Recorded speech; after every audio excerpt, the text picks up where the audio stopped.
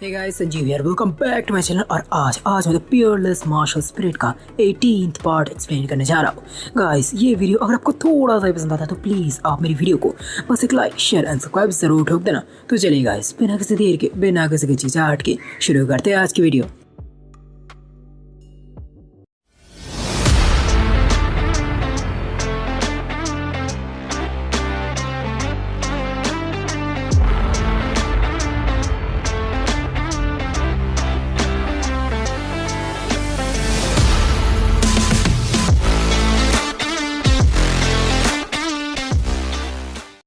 तो गाइस, पिछले पार्ट के आखिर में हम सभी लोगों को देखा था कि फैंग भैया की उस ब्लेड से अचानक से एक लड़की की स्पिरिट बाहर आ गई थी, जिसे देखकर अपने भैया के होश उड़ गए थे।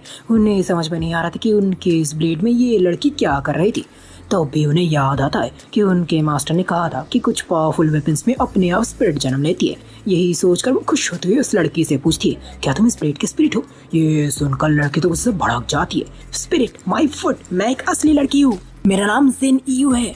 ये सुनकर अपने भैया के फिर से होश हो जाते हैं। लेकिन अपनी खपड़ियाँ लगाने के बाद भी अपने भैया को समझ में नहीं आ रहा था कि एक असली इंसान कैसे इस ब्लेड के अंदर रह सकता है।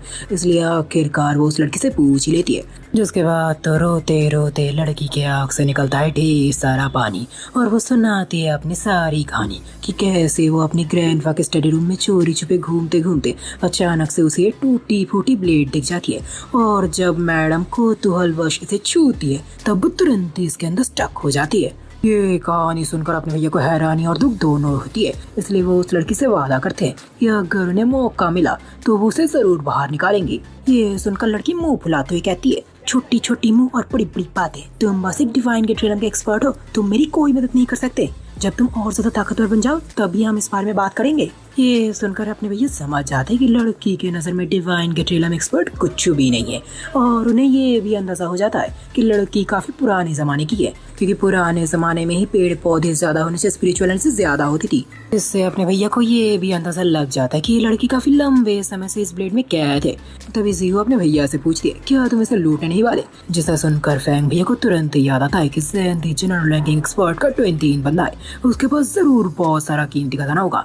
यही सोचकर वो तुरंत उसकी धोती फाड़ने लगता है, जिससे अपने भैया को उनके प्राइवेट खजाना भी दिख जाता है। मेरा मतलब कीमती खजाना भी मिल जाता है, जिनमें से रूबी, बीस्ट कोर और कुछ कीमती गनरुमा भी थे। और तो और भाई साहब का वो भी असली ईगल के बोन से बना हुआ था, जो सच में बहुत बहुत ज्यादा कीमती था।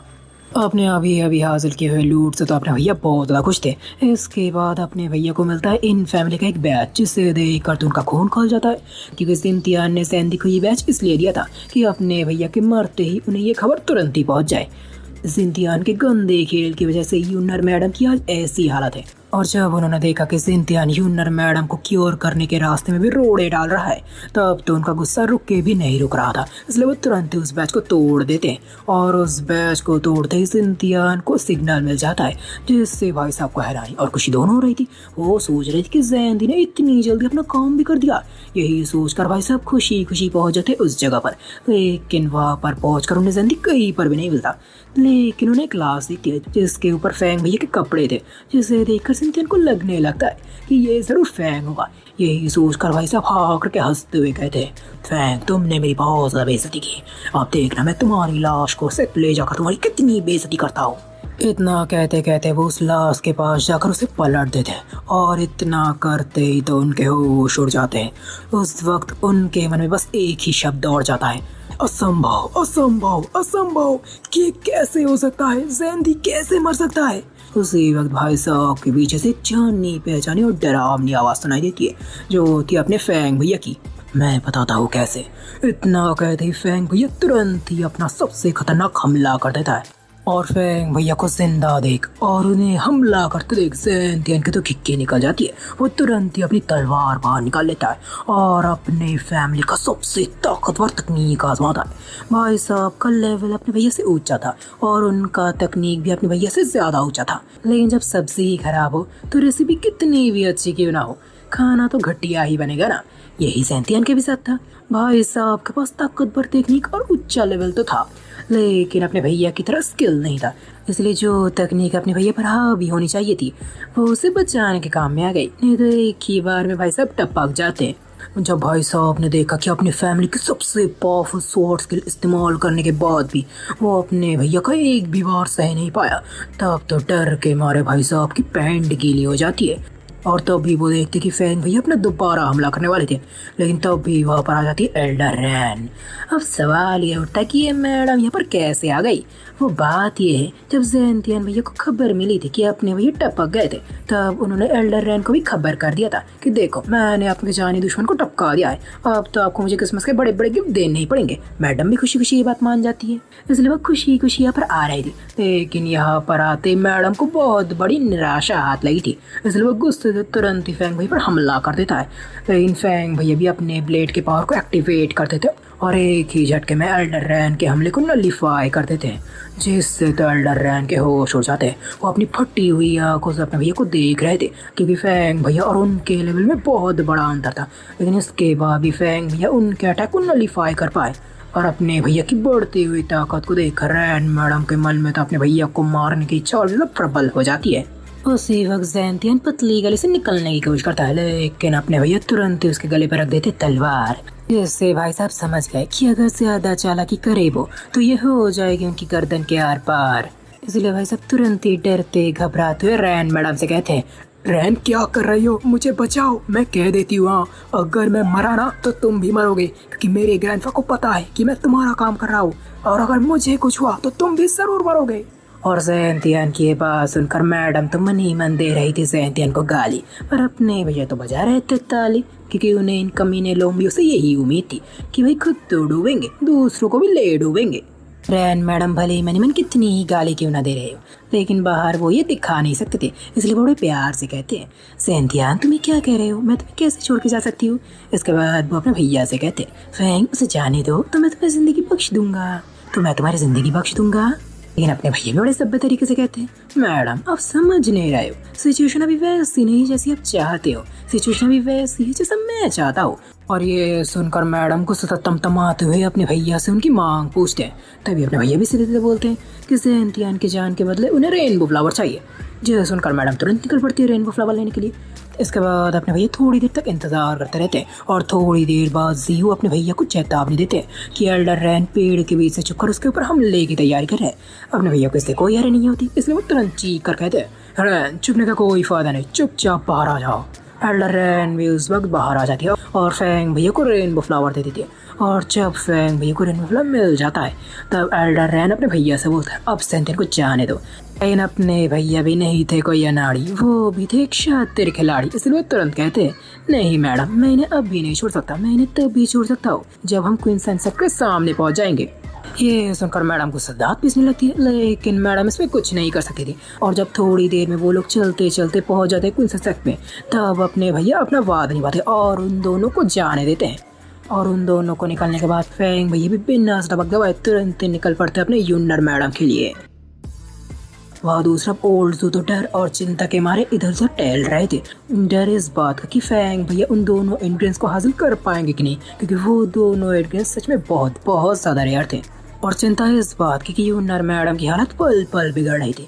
उसी वक्त बेहोशी की हालत में फिर से यूनर मैडम को खांसी आती है और उसके साथ खून भी आता है, जिसे देखकर ओल्ड ज़ू बहुत ज़्यादा घबरा जाते हैं। वो फिर से अपनी एसेंशियल एनर्जी से यूनर के बॉडी को स्टेबलाइज करने की कोशिश करते हैं।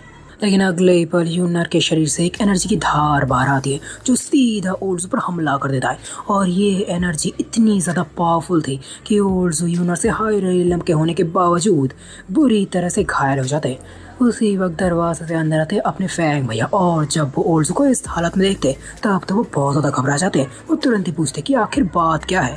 तभी ओल्ड सारा मामला खुलकर बताते हैं, और ये सुनकर फैंग भैया और टेंशन में आ जाते हैं।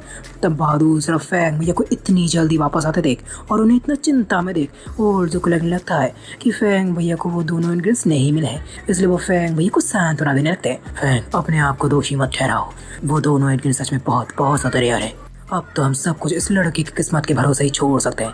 ओल्ड अपना प्रवचन दे ही रहते, लेकिन अगले ही पल फैंग भैया उनके आंखों के सामने वो दोनों इंग्रेडिएंट्स लाते, जिससे देखकर ओल्ड के तो होश उड़ जाते हैं। तुरंत उनके मन में एक बहुत बड़ा सवाल जाग जाता है कि कैसे कैसे फैंग भैया ने इन दोनों चीज़ों को हासिल किया है। लेकिन अगले ही पल वो होश में आते हैं, उन्हें याद आता है कि इस वक्त उन्हें यूनर की इलाज करना चाहिए, इसलिए वो तुरंत उसी काम में लग जाते हैं। बाहर अपने भैया बेचैनी में इधर उधर टहल रहे थे।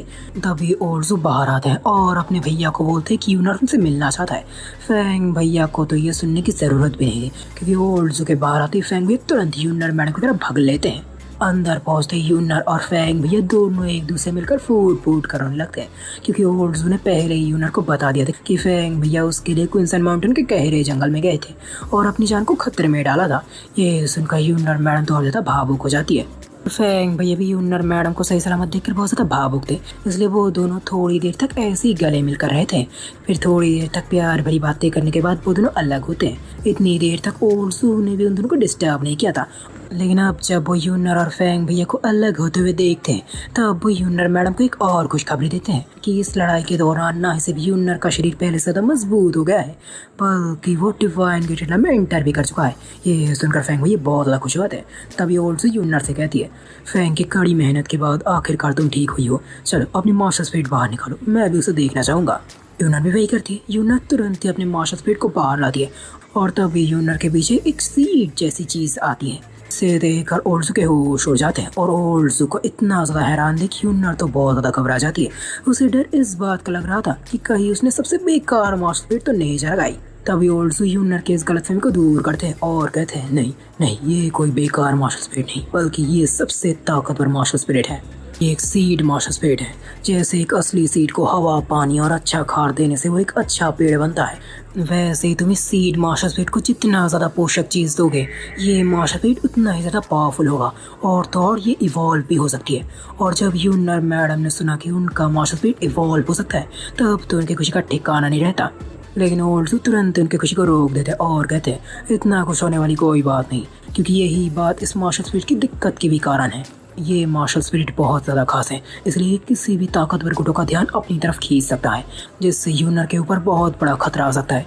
क्योंकि जिस समय मैं पूरी दुनिया घूम रहा था, उस वक्त मुझे एक ऐसी फैमिली के बारे में पता चला था जिनके पास एक क्रूअल तकनीक थी, जिसकी मदद से किसी एक के मार्शल स्पिरिट को दूसरे के शरीर में ट्रांसफर किया जा सकता है, जिससे किसी के पास डुअल मार्शल स्पिरिट हो सकता है। और ये तरीका इतना ज़्यादा क्रूअल होता था कि जिसके शरीर से मार्शल स्पिरिट निकाला जाता था वो मारा भी जा सकता था। ये सुनकर तो फैंग भैया बहुत ज्यादा घबरा जाते हैं। वो तुरंत ही ओल्सू से कहते हैं, लेकिन ओल्सू, लड़ते वक्त तो यूना की मास्टर स्पीड बाहर आ सकती है। ओल्सू भी फैंग भैया की चिंता को समझ जाते हैं, इसलिए वो तुरंत कहते हैं, इसीलिए तो तुम्हें जितना हो सके लड़ाई को अवॉइड करना होगा, और अगर कोई पूछे तो तुम उन्हें साफ बताना कि तुम्हारी master speed Z green when है। ना कहते ओल्सू अपने पास एक कार्ड यूनर को देते हैं और कहते हैं, और अगर कभी लड़ने की नौबत आए तो तुम तुरंत इस कार्ड को तोड़ देना, ये पलक झपकते तुम्हारी सीड मास्टर स्पीड को छुपा देगी और Z green when master speed सभी को दिखाई देगी। जिसे सुनकर यूनर मैडम खुशी खुशी उस कार्ड को एक्सेप्ट करती है, जिसके बाद फैंग भैया फिर से उनकी मदद के लिए उन्हें थैंक यू बोलते हैं। अभी जाते जाते ओल्सू भी सोच रहे थे कि पहले तो इक्विनॉक्स बॉडी, उसके बाद सीड मास्टर स्पीड। सच में ये लड़की ऊपर वाले का आशीर्वाद के साथ ही पैदा हुई है। ओल्सू के जाने के बाद यूनर को तुरंत ही याद आता है कि उसके साथ इतना सब कुछ हो गया, लेकिन इसके बाद भी उसके डैड उसे देखने के लिए नहीं आए। ऐसा क्यों? ये सुनकर फैंग भैया उलझन में पड़ जाते कि आखिरकार वो इस बात को कहे तो कहे कैसे। लेकिन आखिरकार वो सारा सब कुछ यूनर को बताता है, जिससे सुनकर यूनर तो बहुत ज़्यादा टेंशन में आ जाती है, क्योंकि उसके ज़िंदगी में उसके डैड और फैंग भैया के अलावा और कोई नहीं थे, और वो इन दोनों को किसी भी हालत में खोना नहीं चाहती थी, भले ही इसके लिए उसे अपनी जान ही क्यों ना देनी पड़े। फैंग भैया यूनर की चिंता को समझ रहे थे, लेकिन अभी तक यूनर पूरी तरह से ठीक नहीं हुई थी। इसलिए वो तुरंत यूनर को कहती है, यूनर, अभी तक तुम्हारा शरीर पूरी तरह से ठीक नहीं हुआ है, और अगर तुम्हारा शरीर पूरी तरह से ठीक नहीं हुआ तो तुम कुछ भी नहीं कर पाओगे। तुम अंकल हाथ की चिंता मत करो, मैं अभी निकल जाता हूँ उन्हें ढूंढने के लिए। यूनर भी इस बात को समझ जाती है, इसलिए वो बिना किसी झिझक के तुरंत ही दवाई पीने लगती है। फिर यूनर की थोड़ी देखभाल करने के बाद और उन्हें सुलाने के बाद फैंग भी तुरंत ही पहुंच जाता है ओल्सू के पास। यहाँ पर पहुंचकर वो उन्हें यूनर की हाल चाल बताते हैं और यूनर का ख्याल रखने का उनसे रिक्वेस्ट करते हैं, क्योंकि वो अभी अभी अपने अंकल हान को ढूंढने के लिए जानने वाले थे। ओल्सू इस बात को मान जाते हैं, लेकिन वो उन्हें 1 महीने के अंदर वापस लौटने की बात कहते। ये सुनकर फैंग भी तुरंत पूछते कि आखिर 1 महीने बाद क्या है। तभी ओल्सू बताते हैं कि 1 महीने बाद न्यू कमर कॉम्पिटिशन है। लेकिन ये सुनते ही फैंग भी तुरंत इस बात को मना करते थे, क्योंकि उन्हें न्यू कमर कॉम्पिटिशन से कोई मतलब नहीं था, उन्हें तो सिर्फ अपने अंकल हान को ढूंढना था। ओल्सू ने फैंग भैया के बारे में सब कुछ पता कर लिया था, इसलिए उन्हें पता था कि फैंग भैया की ताकत न्यू कमर रैंकिंग से कई ज़्यादा आगे है। इसलिए वो उन्हें कहते हैं, मुझे पता है फैंग, ये न्यू कमर रैंकिंग तुम्हारे लिए कोई मायने नहीं रखती, लेकिन तुम्हें पता है न्यू कमर रैंकिंग के आधार पर सभी को रिसोर्स दिए जाते हैं और उन रिसोर्सेज की वजह से ही कोई आगे बढ़ पाता है और ताकतवर बन पाता है। इसलिए मैं कह रहा हूँ, अगर तुम्हें ताकतवर बनना है तो तुम्हें न्यू कमर रैंकिंग कॉम्पिटिशन में भाग लेना ही पड़ेगा और सबसे आगे आना पड़ेगा। फैंग भैया को भी ओल्ड की बातें सही लगती है, इसलिए वो ओल्ड की बातों पर तुरंत सहमत हो जाते हैं। इसके बाद ओल्ड को यूनर की पूरी जिम्मेदारी देने के बाद बिना सबक गवाए वो तुरंत ही निकल पड़ते हैं अपने अंकल हान को ढूंढने के लिए। तो गाइस आज के लिए बस इतना ही। तो गाइस क्या होगा आगे, कैसे ढूंढेंगे फैंग भैया अपने अंकल हान को और कैसा होगा न्यू कमर रैंकिंग कंपटीशन, जानने के लिए देखते रहिए आप मेरी मजेदार इंटरेस्टिंग कहानी को the peerless martial spirit. Guys मेरी वीडियो अगर आपको थोड़ा सा पसंद आता तो प्लीज आप मेरी वीडियो को एक लाइक शेयर सब्सक्राइब जरूर ठोक देना। तो चलिए गाइस आज के लिए विदा लेता हूँ आपसे।